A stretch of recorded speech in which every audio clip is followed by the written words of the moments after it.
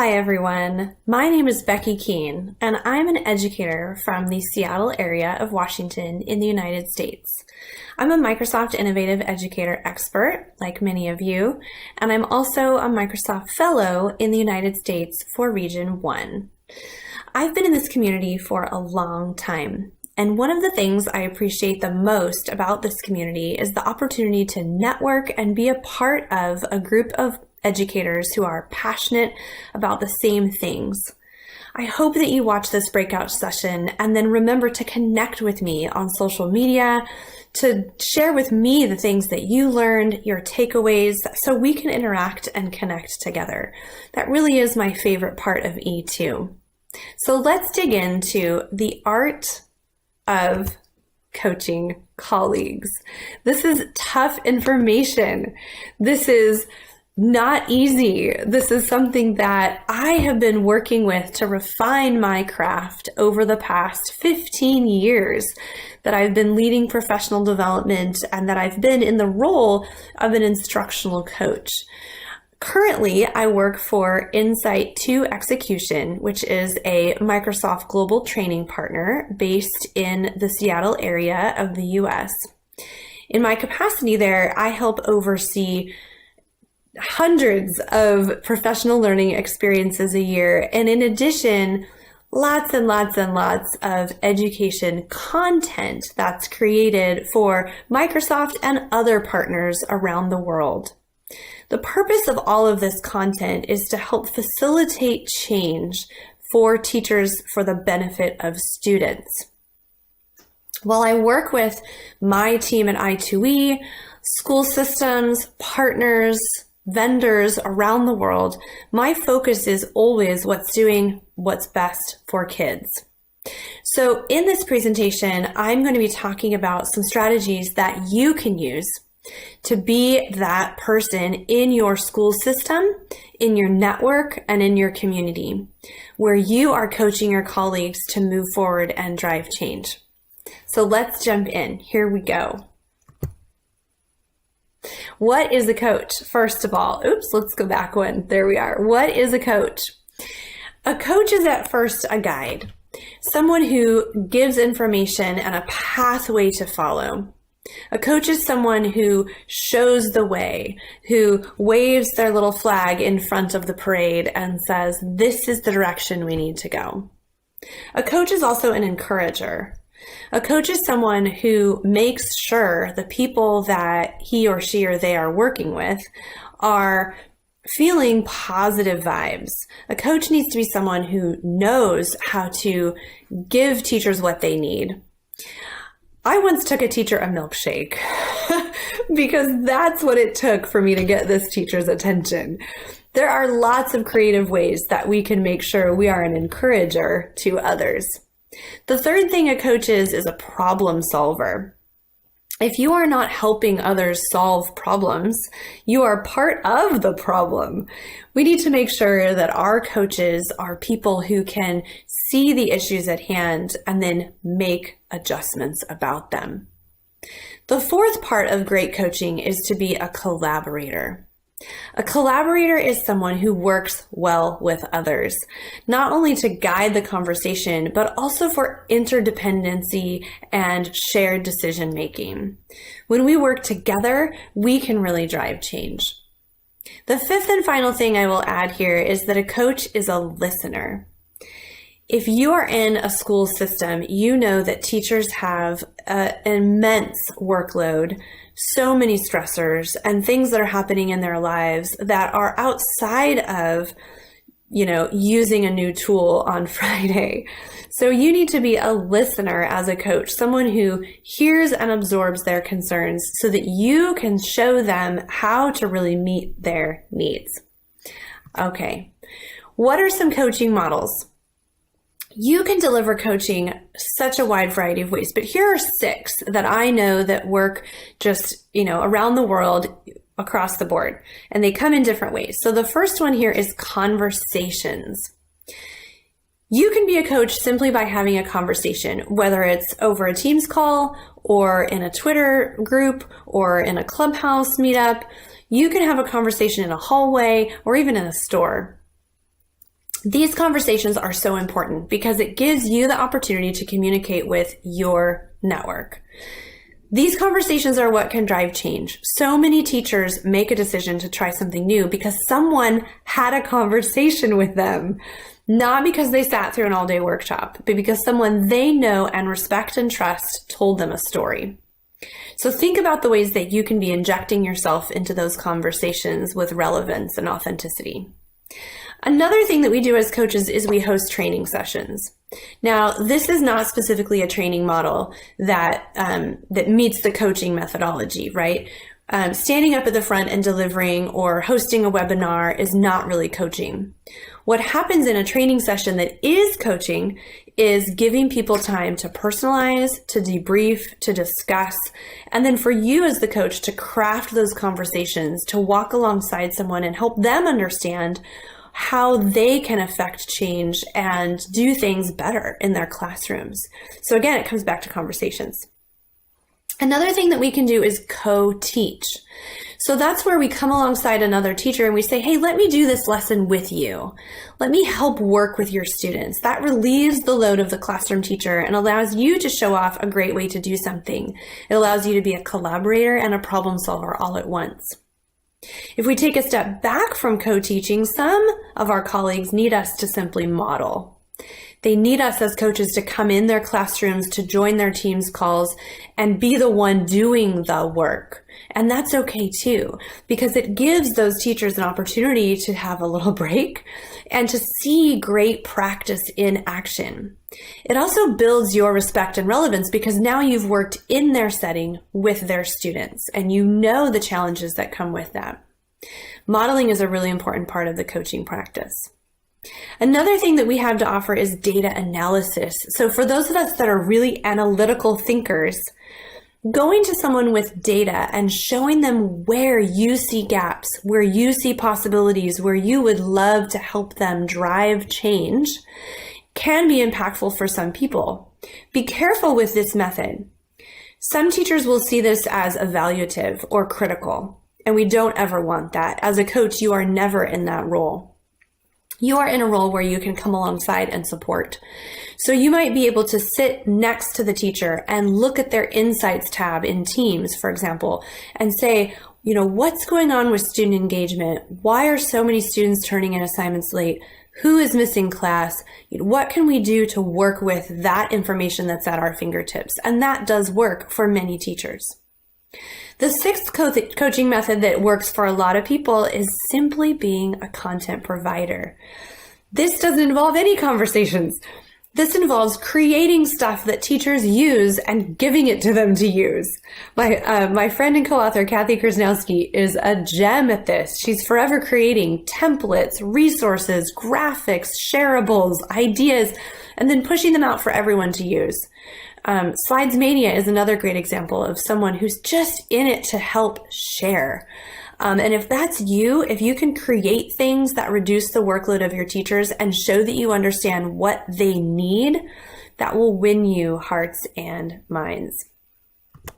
All right, so let's talk a little bit about the GROW model. The GROW model is where you take one step at a time with a teacher that you are working with to help them move the needle. GROW is an acronym, so I'm going to talk a little bit about each letter in GROW and what that means. Here we go. So the G in GROW stands for goal. When you're working with a teacher, the first thing you want to establish is your goal. You and the teacher should collaborate to come up with this goal. You should be determining what's most important, what they'd like to achieve, and then setting a measurable goal for progress and success. It is extremely important that this is measurable and reasonable. It is not useful, for example, to set a goal like, all my students will become digital citizens. That's not measurable. It's a huge step forward. It's something we hope for them lifelong. If you're wanting something very specific in your classroom, maybe you'd like your students to understand web searches so they can evaluate information in a better way. That's a smaller goal. We could even take that down a notch, right? You could narrow that all the way down to evaluating reliable sources online as a digital citizen. So setting a goal really clearly with your teacher that you're coaching is a very important first step. The second letter in GROW is reality. It's so important to ground your coaching in reality. I have sat in classrooms, I've talked over social media, I've traveled the world and spoken with educators, and everyone has a different reality. My buddy Neil Manigold calls it a snowflake setup, where every person is unique and their classroom is unique and their needs are unique. And so you have to validate that. You have to honor the challenges, the obstacles, the pitfalls, and also the positives, what they have access to or what they do not have access to. This is a critical part of the process because any teacher who feels like you have not identified their reality is going to brush you off as someone who doesn't get it. We need to offer that to our teachers and understand their demographics, their community, the challenges that they're having, even in their own personal lives. Maybe they're extra busy right now or had a family or dynamic change or a health and wellness concern. So honoring those things and bringing them to the forefront is critical in the coaching process. Let's talk about O. O is options. This is my favorite part of the coaching process. I love to get here. This is where we brainstorm. This is where we talk about what are the possibilities. Never stop with your first idea. Because when you iterate and ideate and think together and build a vision, those are where the true great ideas happen. It doesn't happen in one little brainstorm session. You might walk away and come back to the teacher and have something new or different to try. You might have to do some research. The teacher might have to do some exploring, set up a free account somewhere. These are things that are an important part of the process, and we should slow down. We shouldn't rush to solutions. Take your time and explore the options that are available to you. The W in GROW stands for will. Where there is a will, there's a way. You might have heard that saying before. If someone wants to affect change and really make something happen in their classroom, they have to have the will to do it. So as a coach, your job, part of your job, is to understand the person's will. How invested are they in this process? Maybe they're invested half an hour a week. Maybe they're invested the whole weekend. You need to determine what their level of will is so you can help define a path forward. Without determining that will, you might be setting yourself up for heightened expectations that someone can never reach. You might be setting yourself up for under expecting, and this person is, off doing amazing things and you're left in the dust and you want to be along for the ride. So understanding the person's commitment to what's going on is the final part in the GROW model. So let's begin. Let's say you've thought about the GROW model, you have an opportunity to coach someone. How do we start this conversation? Because at some point you're going to either over email or Teams chat or Twitter DM or in person or who knows what. You're going to FaceTime it. I don't know. You're going to have a conversation with this person, even if it's over email.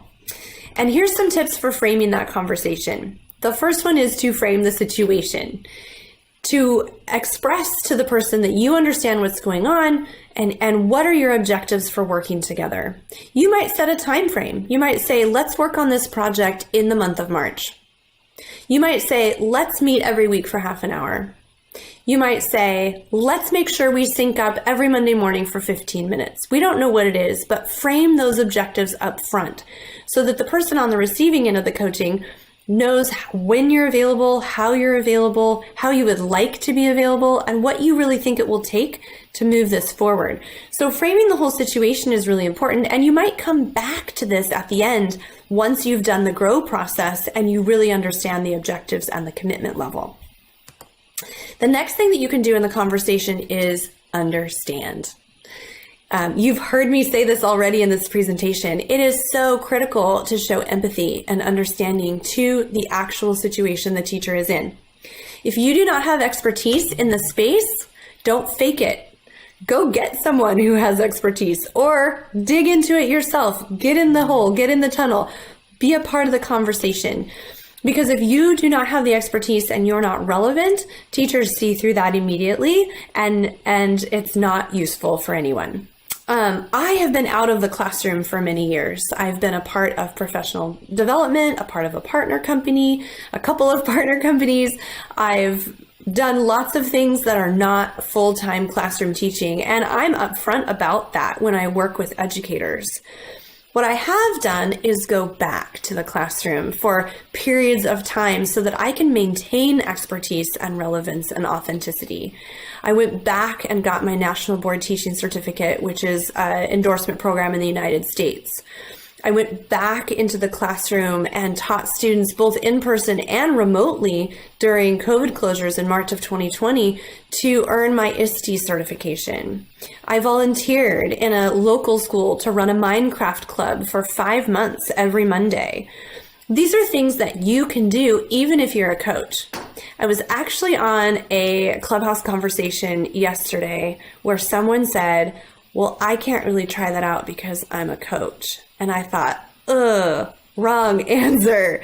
Adopt a teacher, volunteer at a school, spend your time somewhere. Get invested in education because we want our coaches to be the people who really know what's up. All right, next, explore. When you get to look at opportunities and options, which was our O in the GROW model, when you get to explore in the conversation you're having with a colleague, that's giving the person choice, which is so empowering, as we know. We talk about it all the time with students. Let's talk about it with adults. When you explore options, you're giving someone choice. So that means that they get to own the solution. You might give them 3 or 4 ideas, give them time to explore and come back to you before you determine a solution. But that exploration phase of the conversation means that the person on the receiving end of your coaching is bought into the process because they had a chance to reflect and think about it. We're not over here just handing out tools and apps. We're here to really guide someone and be their problem solver, and that takes exploring. The final part of the conversation is to make a plan.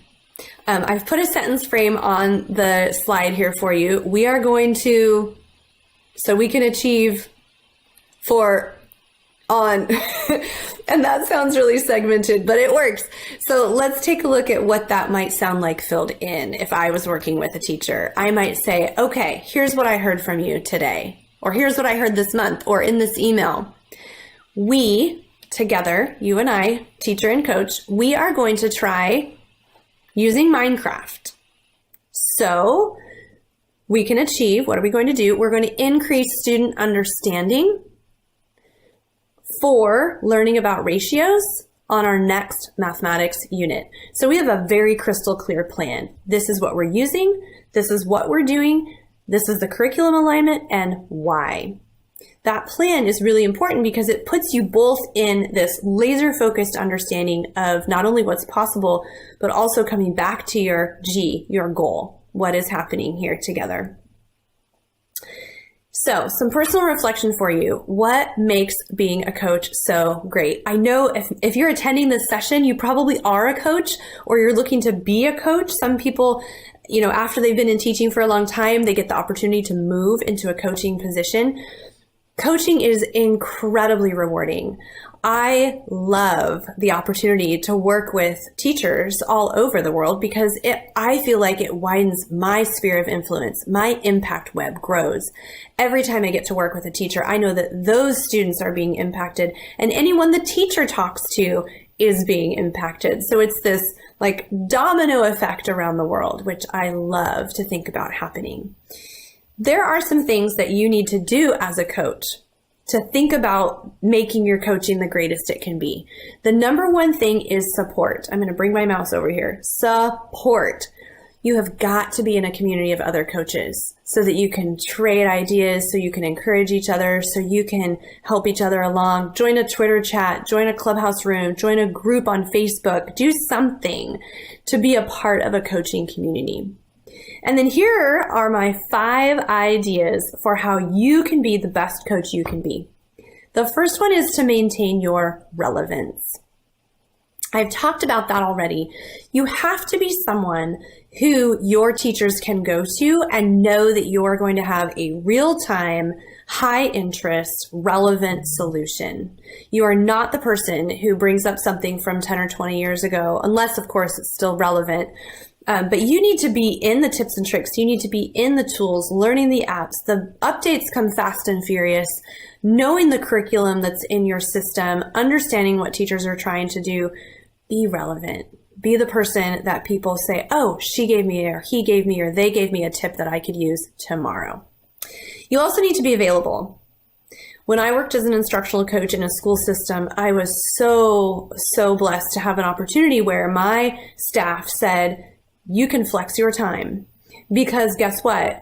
Teachers need me after school, and teachers need me before school, and principals need me during a workshop day or on a Saturday session. They don't need me in the middle of the day when someone's teaching, unless there's a crisis.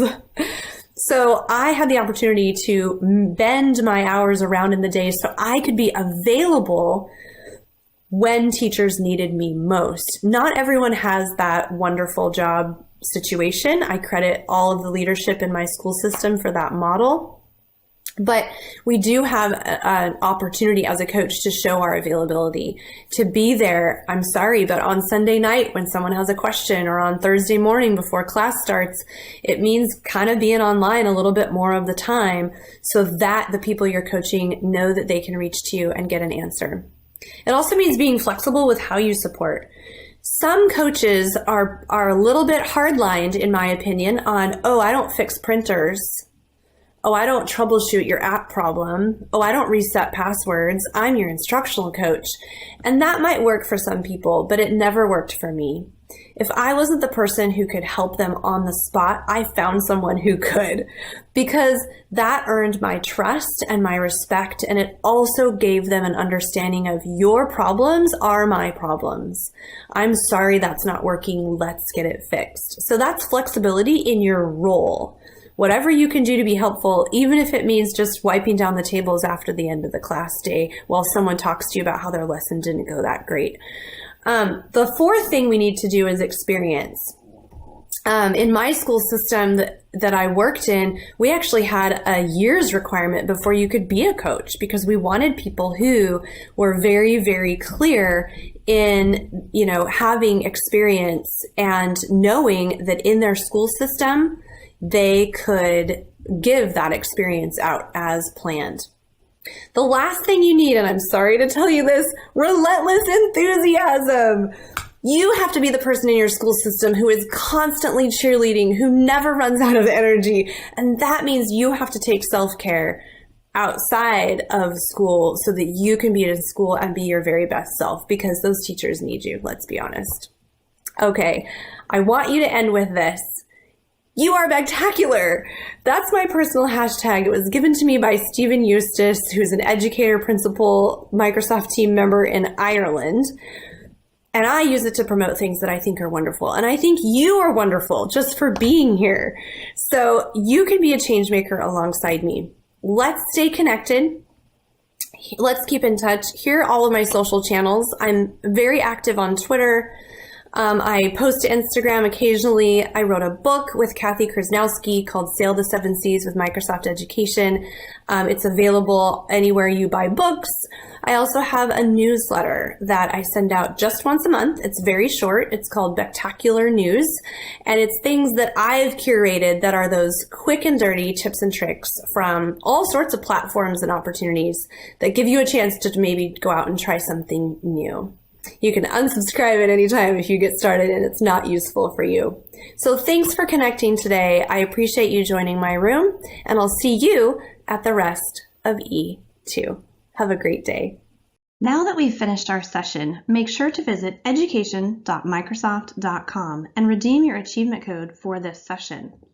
For this session, our achievement code is right here on the screen. You'll be able to use this achievement code to access points in the Microsoft Educator Center. To find this session on your transcript, click My Profile, then View Transcript in the upper right corner of the Microsoft Educator Center. If you aren't yet an MIE, once you've joined us for 2 hours of content, you will earn your Microsoft Innovative Educator badge.